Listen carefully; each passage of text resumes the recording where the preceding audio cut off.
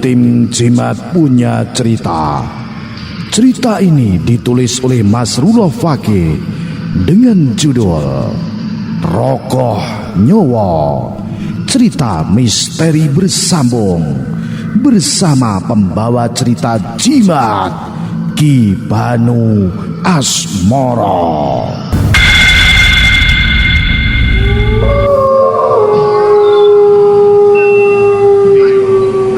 Salam Jimatres, salam satu misteri untuk Anda semua para pecinta Jimat, para pecinta cerita misteri, yaitu Rogoh Nyowo yang ditulis dan dikirimkan oleh Ustadz Masrullah Fakih. Anda pasti bertanya-tanya tentang tokoh-tokoh yang berada di cerita ini, dan ini sebagai tulisan dari Ustadz Masrullah Fakih mengenai tokoh-tokoh yang berada di cerita Rogoh Nyowo, ya. Dan ini tentunya juga Anda sudah tahu Mbah Sinom, ya. Mbah Sinom adalah anak tertua dari Mbah Rengko, kakak dari bapaknya Laswati yang meneruskan menjadi Lawian Lenggan. Sementara Mbah Sinom meninggal saat menyelamatkan Wuri di Alas Purwo. Lawian Lenggan adalah seorang penerus ilmu kebatinan dari orang tuanya yang mensyaratkan tidak boleh menikah setelah mendapatkan simbol. Kenapa keluarga Rengko yang bersekutu dengan penguasa Laut Selatan tak sekaya keluarga Yono dan Satrio?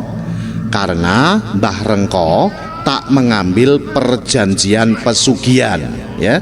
Karena Mbah Rengko tidak mengambil perjanjian pesugihan. Beliau yang kala itu menjadi seorang kejawen tulen dan dituakan di desanya. Memilih mengikat perjanjian ilmu untuk melindungi desa dan keluarganya. Maklum, pada waktu itu keadaan sangat rawan. Mbah Rengko sendiri tak mau kaya dengan menumbalkan keturunannya. Lawian Lenggan akan berakhir di keturunan ketiga, itu artinya Wurilah Lawian Lenggan terakhir keturunan dari Mbah Rengko. Nah, selanjutnya ini sama Ustadz Masrullah Fakih akan dijelaskan kembali Trah Suyono. Untuk itu ikuti terus cerita misteri Rogoh Nyowo. Salam Jimatres, salam satu misteri.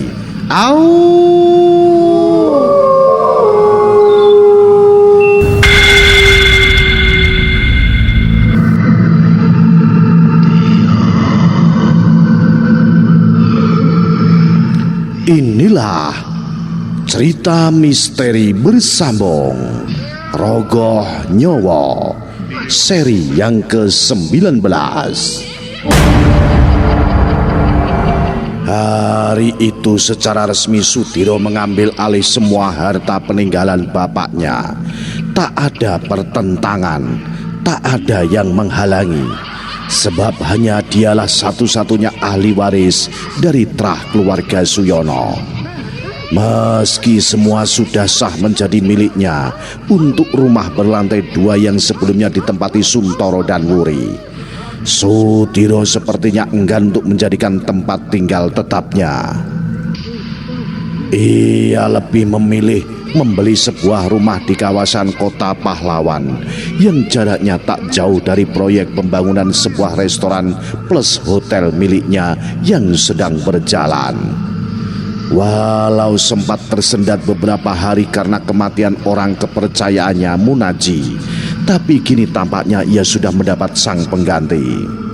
Seperti yang terlihat sore itu, ketika Sudiro tengah berdiri di belakang rumah di sudut kanan, atau tepatnya di sebuah bangunan joglo yang dulu sering digunakan bapaknya untuk bersantai dan membicarakan hal-hal serius bersamanya serta adiknya. Dari arah pintu belakang tampak seorang lelaki berperawakan tambun berjalan penuh semangat menghampiri tempat Sudiro. Wajahnya begitu sumringah penuh kebahagiaan, seperti baru saja mendapat rezeki nomplok. Sepertinya ada sesuatu yang membuat Kang Suyuti gembira sore ini, ya? Tanya Sudiro yang melihat kedatangan Suyuti dengan cerah. Benar, Pak. Tapi maaf sebelumnya, seperti ucapan Pak Diro kemarin. Apakah Pak Diro masih membutuhkan bayi laki-laki pertama? Jawab Suyuti dengan semangat. Oh, tentu saja Kang. Dan untuk imbalannya jangan khawatir, saut Sudiro tak kalah semangat. Kalau begitu Pak Diro tenang saja, saya akan usahakan untuk Bapak, ucap Suyuti kembali dengan senyum mengulum. Bagus Kang Suyuti, terima kasih sebelumnya. Berapapun biayanya akan saya berikan, asal Kang Suyuti benar-benar bisa mendapatkan bayi itu, ucap Diro menggebu. Kelegaan tersirat jelas dari wajah Sudiro. Apalagi saat Suyuti kembali mengatakan jika ia sudah menemukan dan akan membawa bayi itu pada waktu yang diinginkannya nanti. Satu masalah sudah selesai, pikir Sudiro. Kini tinggal dirinya mencari seorang wanita untuk dinikahi yang akan menjadi syarat selanjutnya. Sore telah bergeser malam. Suasana rumah yang sudah menjadi milik Sudiro tampak sunyi. Hanya ada 2 orang yang bertugas menjaga di pintu depan.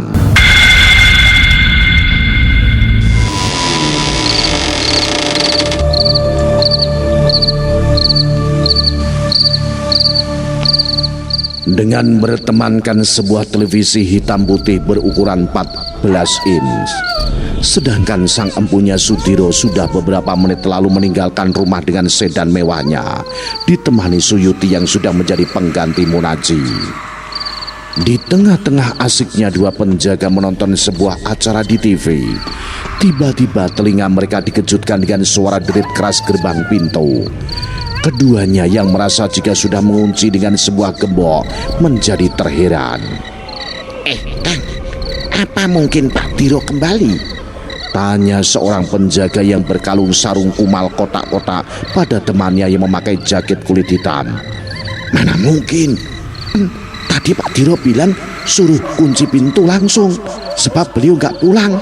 Ayo coba kita lihat, saut lelaki berjaket yang tampak lebih tua dari temannya, seraya bangkit dari duduknya. Dengan rasa penasaran, keduanya pun beranjak meninggalkan pos. Meskipun sudah ada 1 lampu yang terpasang di sisi kiri gerbang, namun tangan kedua penjaga masih tetap menggenggam sebuah senter. Bukan tanpa alasan, sebab mereka tahu jika lampu yang terpasang begitu redup. Langkah kaki kedua penjaga tiba terhenti di depan gerbang. Mereka terdiam mematung saat mata keduanya sama-sama melihat sesosok laki-laki muda bertelanjang dada berdiri di luar pintu gerbang yang masih terkunci rapat. Aneh, kalimat itu yang mungkin bertengger di dalam batin keduanya. Bagaimana tidak? Jelas-jelas tadi telinga mereka mendengar suara derit pintu besi gerbang terbuka. Tapi kini pintu itu tampak rapat tertutup seperti awal dengan gembok masih menggantung utuh dalam posisi terkunci. Tapi yang lebih membuat mereka bertanya-tanya adalah salah satu sosok lelaki muda tengah berdiri tegak dengan tatapan ke arah rumah. Sosok itu sepertinya mengacuhkan keberadaan kedua penjaga yang hanya tersekat pintu pagar berbentuk teralis. Matanya terus menatapi ke rumah berlantai 2 tanpa berkedip, seperti ada sesuatu yang ia amati hingga membuat wajahnya yang pucat terlihat sedih. Sampean siapa? Ada perlu apa? Seru salah satu penjaga dengan tegas. Namun sampai beberapa saat tak ada jawaban apa-apa dari sosok lelaki tak berbaju. Ia masih larut dalam keadaan yang sama. Anda ini siapa? Kenapa berdiri di situ? Kembali salah satu dari penjaga yang berjaket bertanya dengan keras. Tapi tetap saja sosok di luar pagar tak bergeming sama sekali, membuat wajah keduanya mulai merah dan saling pandang. Perasaan kesal dan bingung bercampur pada Idris dan Ratno Nama dua penjaga itu. Mereka mulai tampak emosi karena merasa dipermainkan oleh sosok lelaki yang tak mereka kenal. Sampai Idris seketika menyalakan dan mengarahkan cahaya senter tepat ke wajah sosok laki-laki itu. Spontan Idris melempar senter di tangannya ketika tiba-tiba kaca senter pecah dan hawa panas menjalari tangannya. "Kang, sepertinya itu bukan manusia," gumam Idris pada Ratno yang ikut terkejut melihat kejadian baru saja dialami Idris. Ratno hanya diam dengan mata mengawasi kembali sosok lelaki yang kini menatap tajam ke arahnya dan Idris berdiri. Perasaan takut mulai menyergap Ratno dan Idris manakala sosok itu melotot dengan serengan tersembul dari bibir membuat keduanya bergidik ngeri. "Betul Tris, kayaknya dia bukan manusia." Kini Retno yang mulai ciut nyali perlahan mundur. "Ore, ore, ore." Suara dari sosok lelaki itu yang hampir mirip suara geraman semakin membuat Ratno dan Idris didera rasa takut. Mereka sendiri tak mengerti dengan sebuah nama yang beberapa kali dipanggil oleh sosok yang kini tampak jelas setelah ia berjalan mendekat ke arah pagar gerbang. Wajahnya pucat seputih kapas dengan dua lingkaran hitam di kedua matanya. Bahkan tubuhnya yang bertelanjang dada dan hanya memakai cangcut putih sebatas lutut terlihat lemir oleh di sekujur tubuhnya. Ratno dan Idris yang sudah melihat wujud utuh dari sosok lelaki itu seketika berlari masuk ke dalam pos. Tubuh keduanya menggigil membayangkan sosok yang masih terdengar memanggil-manggil nama yang sama. Tak henti-hentinya lantunan doa keluar dari bibir Idris dan Ratno sampai akhirnya suara dari sosok yang membuat mereka ketakutan. Sosok yang tak mereka tahu siapa sebenarnya. Sosok yang kini terjepit antara dunia nyata dan gaib. Sosok yang kini akan mulai menebarkan teror atas kegagalannya itu sudah tak terdengar lagi. Membuat Idris juga Ratno bisa bernafas lega dan menyudahi kucuran keringat yang deras mengalir.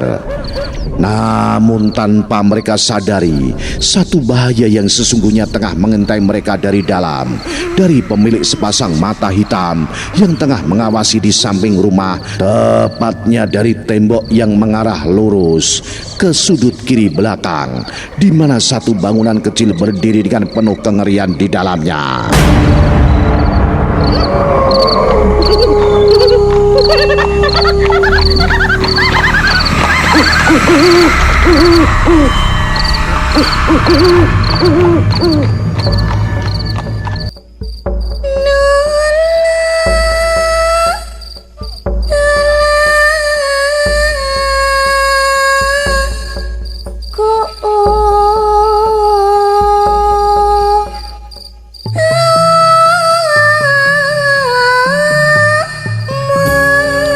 Sebuah langgam Jawa Mocopat Sinom terdengar nyaring dari sebuah kamar dengan penerangan lampu dimar dan beberapa lilin. Suara khas layaknya seorang sinden keluar dari bibir wanita setengah baya yang tengah menyisir rambut hitam nan panjang milik sesosok wanita muda. Sang wanita muda yang duduk di kursi bulat tanpa penyangga belakang dan menghadap ke sebuah cermin di depannya tampak begitu menikmati belayan sisir dan suara merdu dari wanita ayu di belakangnya.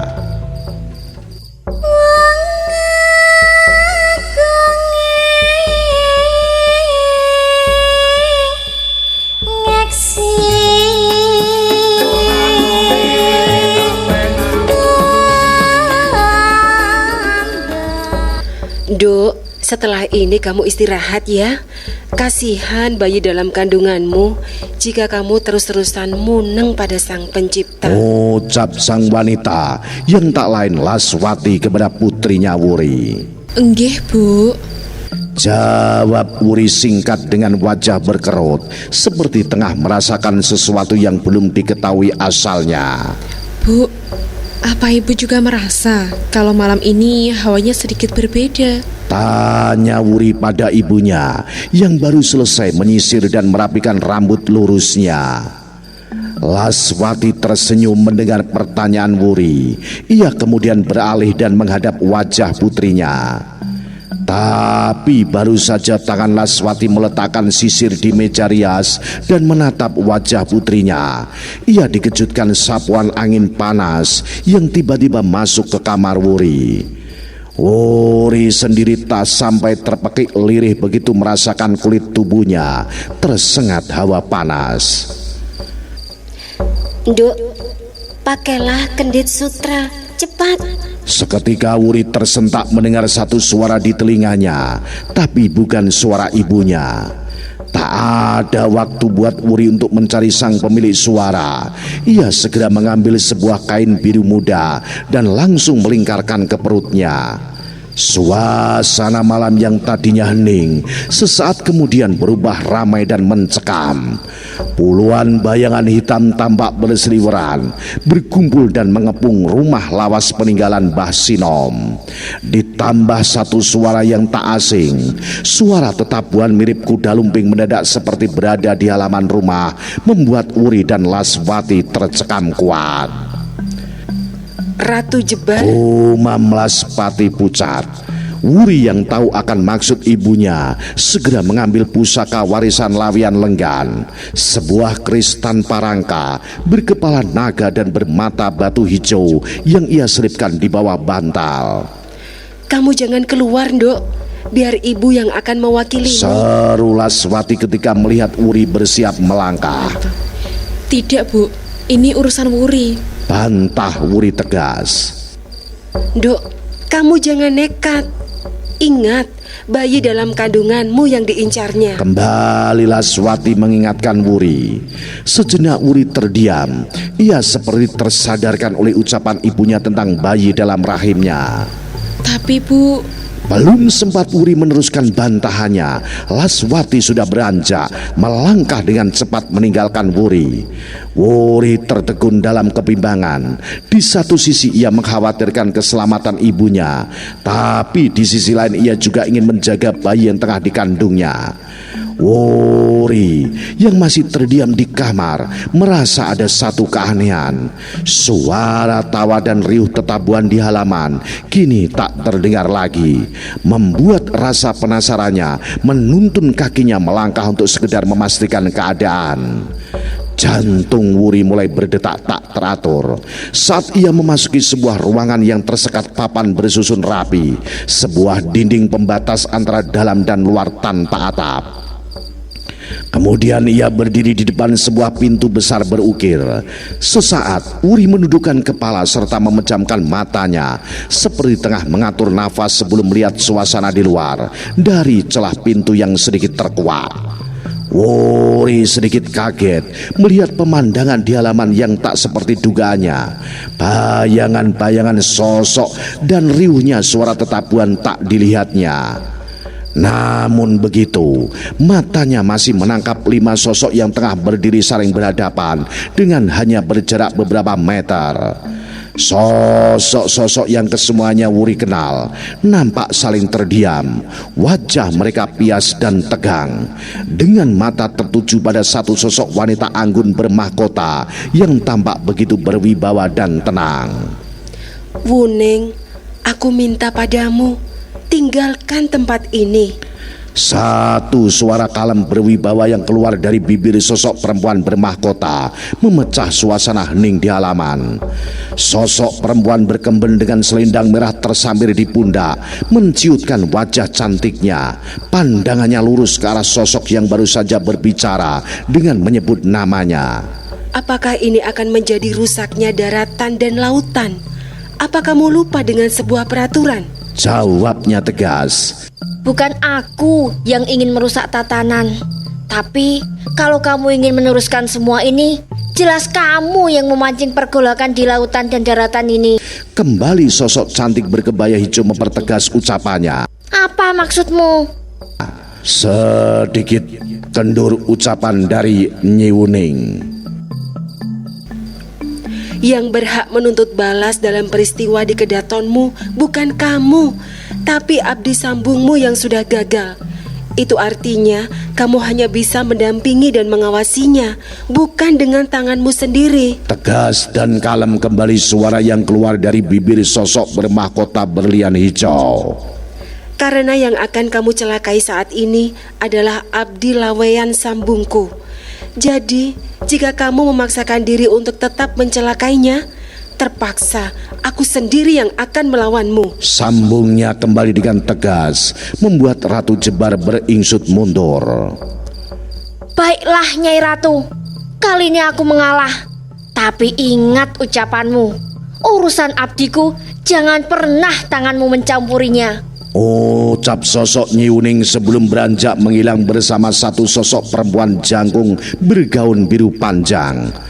Tarikan nafas kelegaan terdengar dari dua sosok yang berdiri berdampingan. Wajah keduanya yang sedari awal dipenuhi ketegangan kini kembali mengendur meski sedikit menyisakan kuratan pucat pada kulit wajah yang mulai menua. Keluarlah, Nduk.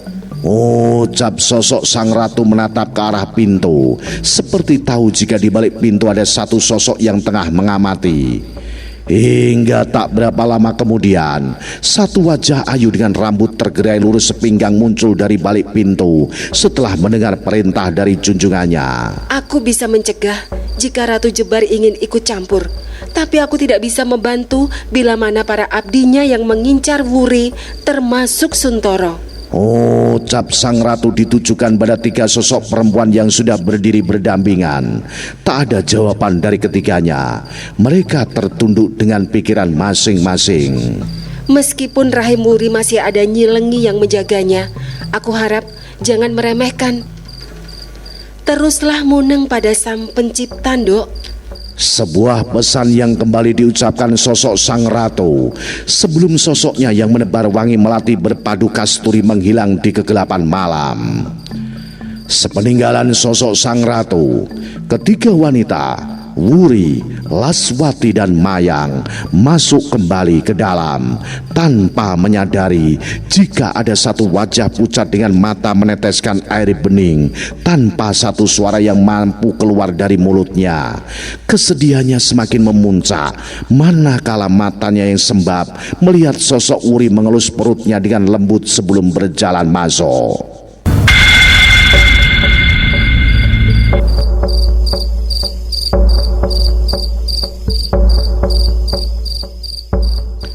Beralih ke suatu tempat di mana tiga orang laki-laki di antara salah satunya terlihat paling muda duduk berhadapan dengan seorang lelaki dan perempuan setengah abad.